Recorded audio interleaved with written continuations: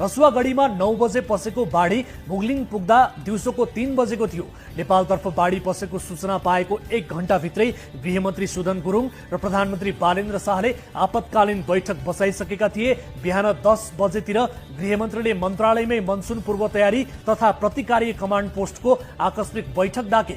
11 बजेतिर प्रधानमन्त्रीले राष्ट्रिय विपद जोखिम न्यूनीकरण तथा व्यवस्थापन राष्ट्रिय परिषदको बैठकबाट उद्धारका लागि सबै प्रकारका विकल्प खुला गर्ने निर्णय गरे।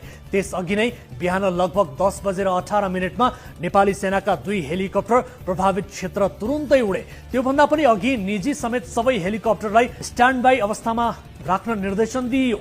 यो बेलासम्म सरकारले सेना, प्रहरी, सशस्त्र प्रहरीलाई परिचालन गरिसकेको थियो। मेडिकल टिम, ड्रोन आदि प्रयोग गर्न भनेको थियो। दिउँसो राष्ट्रिय विपद परिषदले निजी हेलिकप्टरलाई अनुमति प्रक्रिया खुकुलो बनाउने निर्णय गर्यो।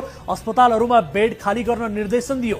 त्यस लगत्तै मन्त्री परिषदको आकस्मिक बैठकले घाइतेको निशुल्क उपचार, सुरक्षित स्थानान्तरण, खाना र आश्रम, मृतक परिवारलाई सहायता दिने निर्णय गर्यो। 3 जिल्लालाई 3 महिनाका लागि विपद संकटग्रस्त क्षेत्र घोषणा गर्यो। भयानक बाढी पसेको सूचना पाउनासाथ राष्ट्रिय विपद जोखिम न्यूनीकरण तथा व्यवस्थापन प्राधिकरणले बिहान 9:05 रसुवादेखि चितवनसम्मका जनतालाई एसएमएस अलर्ट पठाएको सूचना दिएको थियो। यस्तो सूचना हरेक आधा घण्टामा पटक पटक पठाइयो। लेन्दे खोला भोटेकोसीमा मिसिन्छ।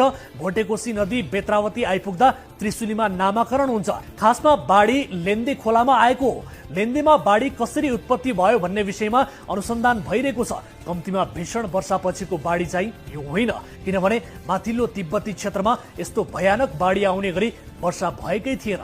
तिब्बततर्फको हिमाली क्षेत्रमा हिमपहिरोले नदीको मुहान थुनेको र हिउँको बाँध अचानक भत्किएपछि बाढीको रूप लिएको अनुमान छ।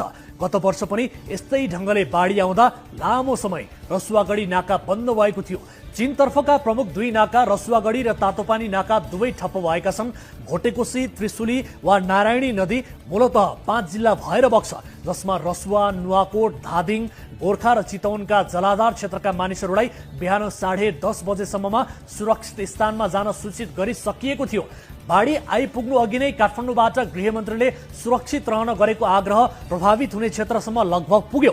तर रसुवामा अचानक बाढी पस्दा तल्लो क्षेत्रका धेरैले चाहिँ